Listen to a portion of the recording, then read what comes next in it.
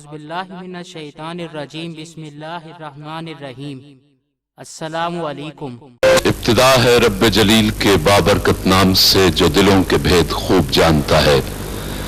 دیکھتی آنکھوں سنتے کانوں آپ کو فرزانہ تالپور اور طارق عزیز کا سلام پہنچے۔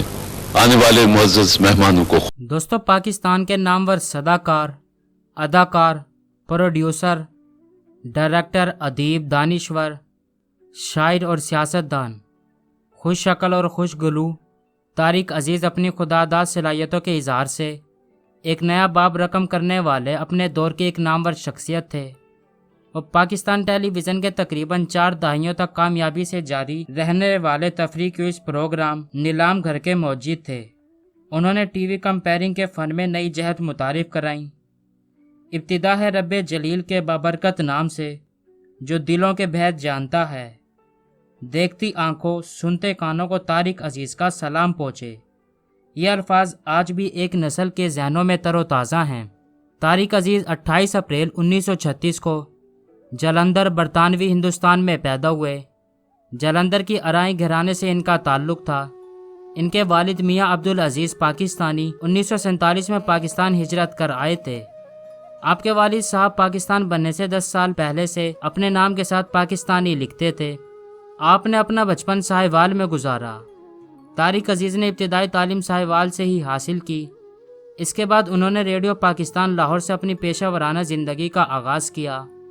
جب 1964 میں پاکستان ٹیلی ویژن کا قیام عمل میں آیا تو طارق عزیز پی ٹی وی کے سب سے پہلے مرد اناؤنسر تھے۔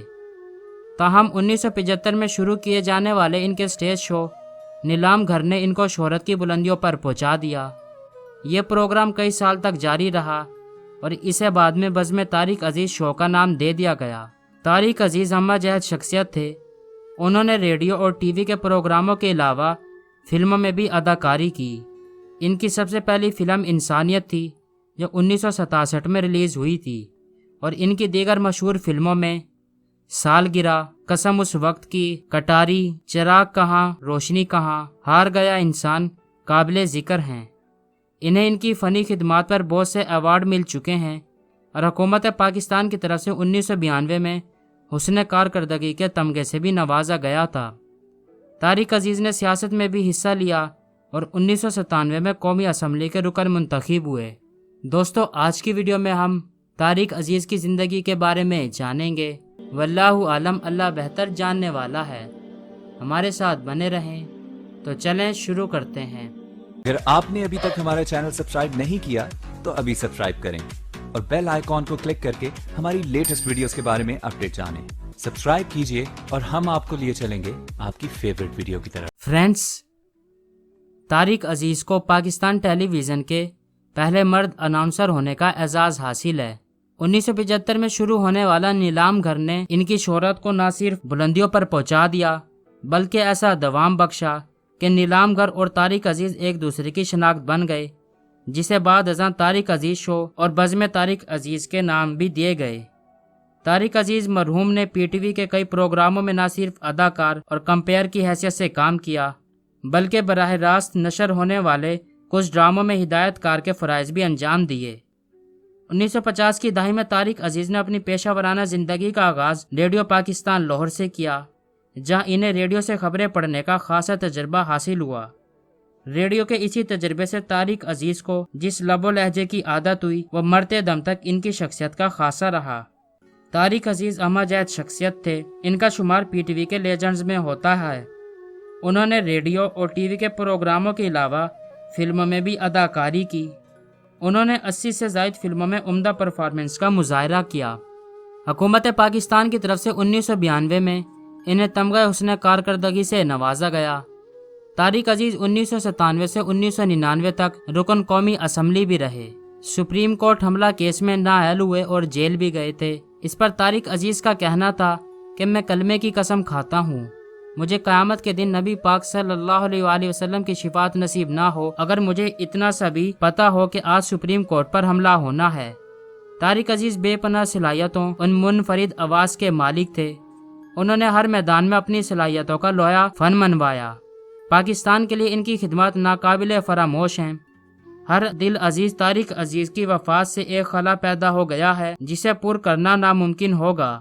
ان کی وفات کے ساتھ ہی فن کی دنیا کا ایک عہد اختتام پذیر ہوا۔ طارق عزیز نے ایک انٹرویو میں بتایا تھا کہ جب میں لاہور آیا تو میرے پاس رہنے کو جگہ نہ تھی، رات فٹ پاتھ پر سو کر گزارتا تھا، سارا دن کافی اور پاک کی ہاؤس میں بیٹھ کر گزارتا، جیب میں پیسے ہوئے پھر بھی پاک ٹی ہاؤس چلے گئے، پیسے نہ ہوئے تب بھی چلے گئے، شاید کوئی دوست مل جائے تو چائے پلا دے، کئی مرتبہ روٹی کھانے کو پیسے نہیں ہوتے تھے، میرا حال خانہ بدوش والا تھا، کسی دوست سے ملنے جاتا تو کوشش ہوتی کہ رات اس کے پاس ہی گزار لوں۔ میں نے اس لاہور میں باکسنگ کے پنچ بھی برداشت کیے ہیں، کیسے کیسے مشکل حالات دیکھے وہ میں ہی جانتا ہوں، لیکن ہر رات کے بعد صبح تو آتی ہے۔ پھر اسی لاہور نے مجھے سر آنکھوں پر بٹھایا، عزت و مقام دیا، شہرت و دولت سے نوازا، اور یہاں تک کہ مجھے قومی اسمبلی کا ممبر بنا کر پارلیمنٹ میں بھیج دیا۔ میرے والد ایک اخبار نکالتے تھے، مجید امجد، منیر نیازی میرے والد کے پاس آتے تھے، میں ان کو چائے سگریٹ پیش کرتا تھا۔ مجھے اس وقت مجید امجد اور منیر نیازی اچھے لگنے لگ گئے۔ پھر تھوڑا بڑا ہوا تو میں نے ان سے شاعری سنانے کی فرمائشیں شروع کر دیں۔ میں نے ان سے بہت کچھ سیکھا۔ میں کچھ عرصہ رائل پارک میں شیخ بلڈنگ میں بھی رہا۔ اس بلڈنگ میں ساغر صدیقی، حفیظ قندھاری، قتیل شفائی، سیف الدین سیف، نعیم ہاشمی رہتے تھے۔ ان کے پاس ایک کمرہ تھا۔ حفیظ قندھاری میرے ماموں تھے، ان کی وجہ سے یہ لوگ میری عزت کرتے تھے اور کھانے پینے کو کچھ دیتے تھے۔ ساغر صدیقی میرا بڑا یار تھا۔ نصیر انور روزنامہ امروز اور ریڈیو کے لیے کام کرتے تھے، وہ میرے اچھے دوست تھے۔ انہوں نے ریڈیو پر اسکرپٹ دینا تھا، وہ مجھے رضی ترمذی کے پاس لے گئے۔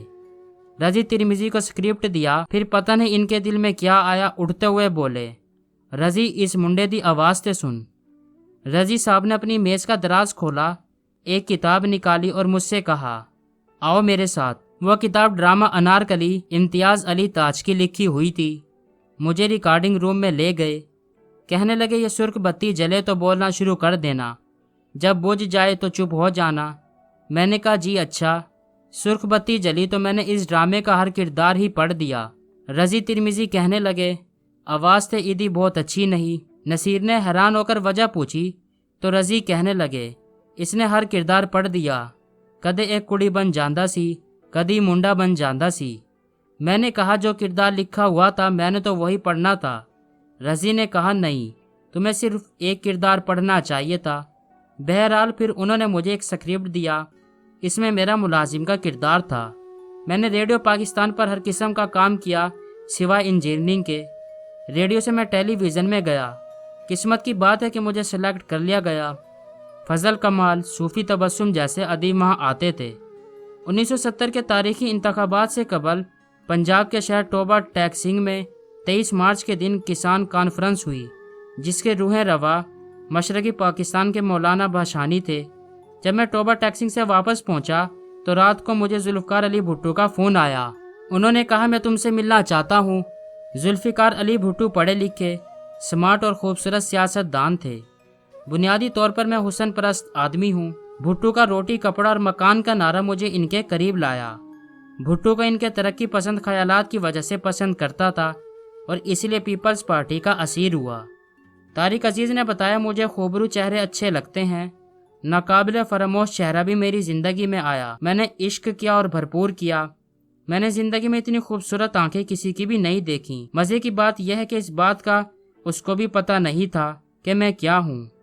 ملکہ ترنم نور جہاں سے میری بہت گہری دوستی تھی۔ ملکہ ترنم نور جہاں مہذب عورت تھیں، میرے گھر بھی تشریف لائیں۔ فلمی دنیا بڑی خوبصورت دنیا تھی۔ کبھی کبھی سوچتا ہوں میں اسے کیوں چھوڑ آیا، شاید میری پیاس زیادہ ہے اور مجھے چشمے کم ملے۔ بہرحال میں نے جتنے بھی شعبے اپنائے وہ ابلاغ کے ہی اپنائے ہیں۔ میں آپ کو ایک دلچسپ واقعہ سناتا ہوں۔ میں نیو یارک گیا، میرے پاسپورٹ پر طارق عزیز لکھا تھا۔ عراق کے وزیر خارجہ کا نام بھی طارق عزیز تھا۔ جب نیو یارک ایئرپورٹ پر لڑکی نے میرا پاسپورٹ دیکھا تو وہ ایک دم بھاگی۔ میں حیران ہوا اسے کیا ہوا۔ امریکنز نے سمجھا کہ انہوں نے عراق کا فارن منسٹر طارق عزیز پکڑ لیا ہے۔ پھر میں نے ان کو بتایا کہ میں وہ نہیں ہوں۔ بڑی مشکل سے میری جان چھوٹی۔ طارق عزیز نے بتایا میں نے شادی اس لیے لیٹ کی کہ مجھ پر کچھ ذمہ داریاں تھیں۔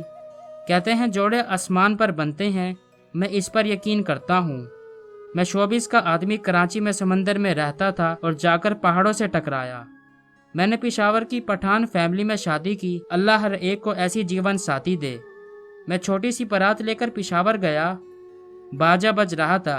एक पठान ने पूछा, ओए किसका शादी है? जवाब दिया, तारिक अजीज की। अच्छा वो तारिक अजीज? वो नीलाम घर में मेरी परफॉर्मेंस करके दिखाकर समझाने लगा कि इस तारिक अजीज की शादी है। नीलाम घर ने मुझे इतनी शोहरत से नवाजा। किसी ने कहा, आप औलाद के लिए दूसरी शादी कर लो। मैंने अपने इन दोस्तों का हाल देखा था जिन्होंने 2-3 शादियां की। मैंने इनको वक्त से पहले मरते देखा, इसलिए कभी दूसरी शादी की ख्वाहिश नहीं की और अल्लाह की रजा में हमेशा खुश रहा। तारिक अजीज एक इल्म दोस्त शख्सियत होने के हवाले से खुद भी कलम को अपने इजहार का जरिया बनाते रहे थे। इनका मुताला बहुत वसी था। इनके कालिमों का एक मजमुआ दास्तान के नाम से पंजाबी शायरी का मजमुआ कलाम हमजाद दा दुख शाया हो चुका है।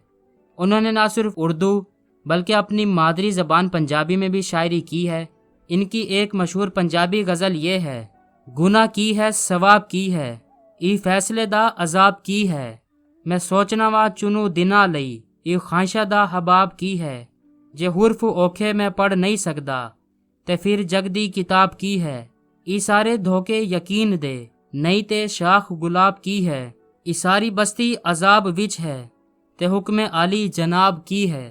इनकी एक मशहूर नज़म जिसका नाम आज़ाद ऐसे एक इक्ताबास, दोस्त ये तो की है तूने बच्चों किसी बात, जो कोई चाहे पा सकता है खुशबुओं के भेद, इसमें दिल पर गहरे दर्द का भाला खाना पड़ता है, हंसते बसते घर को छोड़ के बन में जाना पड़ता है, तन्हाई में इफरीतों से खुद को बचाना पड़ता है, खुशबू घर के दरवाज़ों पर काले रास रचाते हैं, जो भी वहाँ से गुजरे उसको अपने पास बुलाते हैं, जहर भरी फनकार से इसके जी को खूब डराते हैं, जो कोई चाहे पा सकता है खुशबुओं के भेद। पीटीवी कराची के साबिक जीएम कासिम जलाली ने तारिक अजीज की बहैसियत प्रोग्राम कंपेयर फनी सलाहियतों का इन अल्फाज में एतराफ़ किया है।